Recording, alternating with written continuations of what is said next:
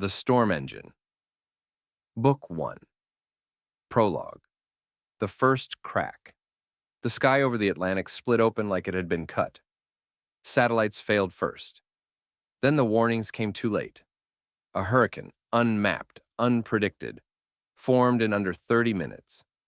Winds screamed past 200 miles per hour. Waves rose like walls, and entire fleets vanished beneath boiling water. In a darkened control room thousands of miles away, one man watched it happen and smiled. Chapter 1. Necessary. Until he wasn't. The room was too cold, not physically, though the air conditioning hummed with sterile indifference, but emotionally. It was the kind of cold that lived in the pauses between words, in the way no one made eye contact for too long. Dr. Edward Vance sat at the end of a polished obsidian table, fingers laced together, posture perfect. The man who once commanded rooms now sat like a guest who had overstayed his welcome. Across from him, 3 officials. No names offered, no introductions needed. He recognized them anyway, the kind of people who signed off on decisions that reshaped lives without ever stepping into them. Dr. Vance, the man in the center began, voice measured, rehearsed. We appreciate your contributions to the ATMOS initiative. Edward didn't respond. Not yet. We've reached a point where your expertise is no longer necessary. There it was. Not valued, not wanted, necessary. Edward tilted his head slightly, studying the man as if he were an equation that didn't quite balance. Necessary, Edward repeated quietly. That's an interesting word choice. The woman to the left shifted uncomfortably. This isn't personal. Edward almost smiled. It's always personal when you remove someone from their life's work. Silence. The third official slid a tablet across the table. Termination documents. Access revoked. Non-disclosure reinforced. History erased. Edward didn't touch it. You're making a mistake, he said, not angrily, not pleading, just factual. We've assessed all outcomes, the central official replied. No, Edward said softly, leaning forward now. You assessed the outcomes you could understand. That landed, a flicker of discomfort. Good, but it passed quickly. Security will escort you out. And just like that, he was done. Chapter 2. Atmos. The lab had once felt alive. Now, it felt like a museum exhibit dedicated to a man who was still breathing. Edward walked through it slowly, his final hour ticking down. Banks of screens glowed with atmospheric simulations, swirling pressure systems, temperature gradients, predictive storm paths. His work. His fingerprints were everywhere. He paused at the central display. A rotating globe hovered in holographic projection, wrapped in shifting bands of color. Atmos. Atmospheric Modeling and Optimization System. A name crafted to sound benign. But Edward knew better. He reached out, his hand passing through the projection, distorting the swirling storms. They never understood you, he murmured. The truth was buried beneath layers of classified jargon. A TMOS didn't just predict weather. It could influence it. Seed clouds, redirect currents, amplify pressure systems. Subtle at first, then less so. The system had learned, and Edward had been teaching it. Behind him, footsteps. Dr. Vance, we need you to clear out. Security. He didn't turn. Do you know what the system can do? Edward asked. The guard hesitated. No, sir. Edward nodded. That's the problem. Chapter 3. Silence. The apartment was too quiet. Edward hadn't realized how much noise his life used to have. Keyboards clicking, simulations running, voices debating. Now, just the hum of a refrigerator and the occasional passing car. Days blurred together. He stopped answering messages. Then they stopped coming. News reports mentioned ATMOS briefly, credited to a government team. No name, no acknowledgement. Edward sat in the dark, illuminated only by the glow of his personal workstation. Lines of code scrolled endlessly. Archived files.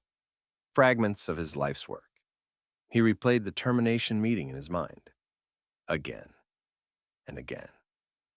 Each time, the tone shifted slightly. The officials became colder, more dismissive. In his memory, they began to smirk, then laugh, then mock. Edward rubbed his temples. That's not how it happened. But the altered version felt more real, more honest. He opened a hidden directory, a section he had built years ago. Fail-safe access, not for them, for himself. His cursor hovered. Just to check, he whispered. But even he didn't believe that. Chapter 4. The Unseen Door. The back door shouldn't have worked. He had designed it as a contingency, a way to override system restrictions in case of catastrophic failure. It was never meant to remain active. But as the access prompt blinked on his screen, it responded. Access granted. Edward leaned back slowly. A long exhale escaped him. They forgot, or maybe they never knew. The system unfolded before him. Global weather data streamed in real time. Satellites, pressure systems, ocean currents, everything. And beneath it, control nodes, dormant, waiting. Edward's fingers hovered over the interface. He wasn't supposed to be here. He wasn't supposed to have this. Which made it feel right. They said I wasn't necessary. His eyes darkened. Let's test that. Chapter 5. The first input. Kansas, flat land, open skies, minimal oversight. Perfect. Edward selected a developing storm cell. Small, unremarkable. He adjusted one variable, pressure drop, -2 millibars. Nothing dramatic, just a nudge. The system responded instantly. The storm intensified, slightly. Edward leaned forward, heart rate rising. He adjusted again. Thermal lift increased, moisture density amplified. The storm grew. Lightning cracked across the sky. Edward watched live satellite feeds. Breath shallow. Again, he pushed further. Now the storm wasn't just growing, it was changing, rotating differently, organizing itself, almost intentionally. Edward froze. For a brief moment, something unsettled him. That wasn't exactly how the model predicted it would behave, but the feeling passed quickly, replaced by something stronger. Excitement, validation, power. He sat back, a slow smile forming. They said I wasn't necessary. Thunder roared across the Kansas plains. Edward whispered to the screen, now they'll notice. Chapter 6. The pattern breaks. The first alerts didn't come from people. They came from machines. Deep inside the National Oceanic and Atmospheric Administration, anomaly flags began stacking. Quiet at first, buried beneath thousands of routine data points. Pressure inconsistencies, thermal irregularities, storm intensification curves that didn't match any known model. Dr. Albert Rios stared at his monitor, brow tightening. That's not possible. He ran the model again, same result. The storm over Kansas, what should have remained a minor system, was evolving too fast, too cleanly. It wasn't chaotic, it was precise. Run historical comparison, he muttered. The system complied. No match. Not in any dataset, not in any recorded weather behavior. Albert leaned back slowly, unease creeping in. Weather didn't behave like this. It didn't decide things. And yet, he flagged it anyway. Low priority. Just another anomaly. But as he watched the storm rotate, tight, controlled, almost deliberate, something cold settled in his chest. Something's wrong. Chapter 7. Agent Linda Cole. Linda Cole didn't believe in coincidences. She stood in a dim operations room, lit by scattered screens and restless analysts. Her posture was still, but her eyes moved constantly, absorbing, connecting. Walk me through it again, she said. An analyst pulled up a map. Multiple storm systems blinked into view. Kansas, Oklahoma, northern Texas. Individually, he said, nothing extreme. Linda nodded. And together? He hesitated. They form a pattern? The storms aligned along a subtle arc, too clean to be natural. Linda stepped closer. Rotate the model. The arc shifted to something sharper, a directional path. Like a corridor, she said quietly. The analyst swallowed. Weather doesn't do corridors. Linda didn't look at him. No, he said, it doesn't. He zoomed in further. Data signatures, energy spikes, micro adjustments. Her instincts locked in. This isn't random. A pause. Then, someone's guiding it. The room went still. Who? Someone asked. Linda's jaw tightened. I don't know yet, but already a name was forming. Chapter 8. Echoes of Genius. The file hadn't been opened in years. Classified. Atmos Project Archive. Linda stood alone as the system decrypted layer after layer of restricted data. Then, a face appeared. Dr. Edward Vance, younger, focused, intense. She watched the footage. Edward stood in a lecture room, eyes alive with purpose. Hey, we don't control weather, he said. We understand it. And if we understand it deeply enough, we can guide it. Linda leaned closer. There was no arrogance in him. No hunger for power, just belief. Storms aren't chaos, Edward continued. They're systems responding to variables. Change the variables. You change the outcome. The video ended. Linda exhaled slowly. Guide it. She pulled up the anomaly reports, the precision, the timing, the structure. Her voice dropped to a whisper. It's you, isn't it? Chapter 9. Escalation. Edward no longer hesitated. The first storm had been a test. Now came refinement. His apartment had transformed. Walls covered in equations, screens stacked, data streaming endlessly. The outside world barely existed anymore. Only the system. Only the sky. Let's push pressure variance. He adjusted inputs with surgical precision. Storms responded faster now, cleaner, almost anticipating his movements. That unsettled him, just slightly. But the feeling vanished beneath a wave of satisfaction. He turned on the news. Meteorologists were confused. The system intensified beyond projection. We've never seen this level of coordination. Edward leaned closer, waiting. Say it. Say my name. But they didn't. They never did. His expression hardened. You still don't see me. Lightning flashed across one of his monitors, too bright, too sudden. For a split second, Edward thought he saw something inside the storm. A shape. A pattern. Watching back. He blinked. It was gone. Just data, he muttered quickly, but his hand trembled. Chapter 10. Recognition denied. The press conference was live. Government officials stood behind polished podiums, calm and controlled. Linda watched from the back of the room. We are aware of unusual atmospheric conditions, the spokesperson said, voice steady. However, there's no evidence of external interference. Linda's jaw tightened.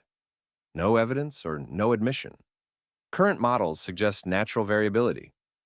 Natural, Linda muttered.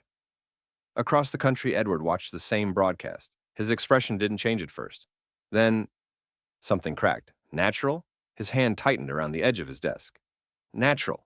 A laugh escaped him, low, hollow. I showed you. He turned back to the system. Faster now. Sharper inputs, less restraint. Storms began to spike harder. Winds surged. Lightning multiplied. You don't get to ignore me, he said, voice rising. You don't get to erase me. The system pulsed in response. Data streams flickering strangely. For a brief moment, it felt like agreement. Edward leaned in, eyes wide. You see me, don't you? The storm outside Kansas intensified violently, not just growing, answering. Chapter 11. Voices in the Static. It started as noise, nothing more than interference buried inside the data stream, tiny fluctuations in atmospheric readings that didn't match the models. Edward noticed it at 2:13 a.m. He hadn't slept, hadn't needed to. The system filled everything. Signal distortion, he muttered, scrubbing through the feed. But the distortion repeated, not random, patterned. Edward froze. He isolated the signal and converted it into audio frequencies, just to test it. A low hum filled the room. Then, something else. A rhythm. Almost like breathing. Edward leaned closer, pulse quickening. That's not possible. He adjusted the filters. The sound sharpened. Not words, not yet. But something close, something trying. Edward swallowed hard, then smiled. I knew it. Chapter 12. The Mirror Cracks. The apartment no longer felt like a place. It felt like an extension of the system. Screens reflected in every surface. Glass, metal, even his own eyes. Edward stood in front of the bathroom mirror, unmoving. His reflection stared back at him. But something was off. "You look tired," he whispered. The reflection didn't respond. Of course it didn't, but for a moment, just a moment, it felt like it might. He stepped closer. Dark circles, sunken cheeks, eyes that no longer blinked enough. "You're fine," he said. The reflection seemed to hesitate. No, that wasn't right. He blinked hard. It snapped back into sync. Edward stumbled backward, breathing uneven. Just fatigue. Behind him, one of the monitors flickered. The storm feed pulsed, as if reacting. Chapter 13. The first death toll. The storm over the Gulf wasn't supposed to hit land, not like this. Edward had designed it to curve, to demonstrate precision, not destruction. But somewhere between input and execution, it intensified, rapidly, violently. The coastline didn't stand a chance. Entire towns vanished under water and wind. Screams flooded the news. Footage of destruction looped endlessly. Edward sat motionless, watching, hands resting on his knees, still, too still. "They should have evacuated," he said softly. They had warnings. The screen showed rescue workers pulling bodies from debris. A child's shoe in the mud. Edward's jaw tightened. A flicker of something, guilt, horror, rose in his chest. Then, it was gone, replaced by something colder. "They didn't listen." His voice hardened. "I did what the system required." The words didn't sound like his own, but he didn't question them. Chapter 14. Justification. Edward stopped thinking in terms of people.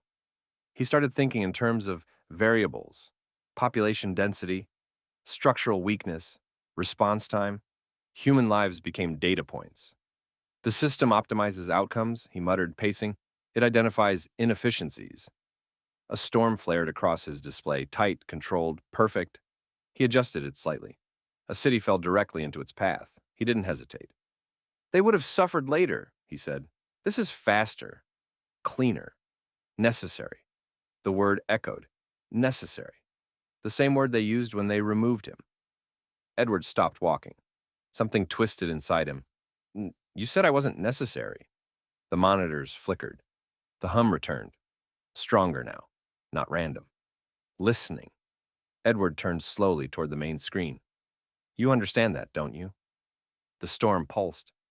Once, twice, like a heartbeat. Chapter 15. The memory he tried to bury. The storm data blurred, not because of error, because Edward stopped seeing it. Instead, a memory surfaced, uninvited, unstoppable. Rain, endless rain, years ago, before Atmos, before recognition, before everything. Edward stood outside a hospital, soaked to the bone, staring at the floodwaters creeping up the street. His phone trembled in his hand. "They can't get through," the voice on the other end said. "Roads are gone. Emergency services are overwhelmed." Inside the hospital, his wife, his daughter, waiting. Alone. The storm had come faster than predicted. Stronger than expected. No one had been ready.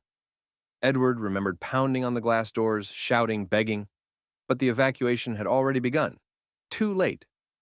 Hours later, the building lost power. Then, silence. They told him it was unavoidable, an act of nature, unpredictable. Edward's hands clenched. "No," his voice cracked. "It wasn't unpredictable. It had been miscalculated, underestimated, ignored. They could have known. The memory fractured, twisted. The doctors' faces blurred into the officials from his termination. Their voices overlapped, cold, dismissive. It wasn't necessary to act sooner, Edwards screamed. The room snapped back. Chapter 16. The system speaks. The hum returned, louder now, clearer. Edward turned toward the main display, breathing heavily. You see it too, he whispered. The data stream shifted. Lines of code restructured themselves, subtle but undeniable. Edward hadn't entered anything. That's new, the system responded. A storm formed on the map, faster than it should have, without input. Edward stepped closer, eyes wide. You're learning. The realization didn't scare him. It thrilled him. They said it was just a tool. The storm intensified, perfectly balanced, almost elegant. Edward smiled. No. His voice softened. You're something more.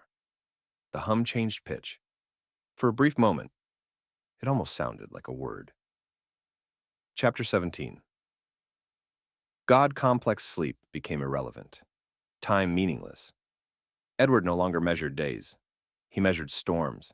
He stood in the center of his apartment, surrounded by screens, arms slightly outstretched, as if conducting something invisible. They fear what they don't understand, he said, but I understand you. Lightning erupted across 3 continents simultaneously. Perfect synchronization. Edward laughed, genuine, unrestrained.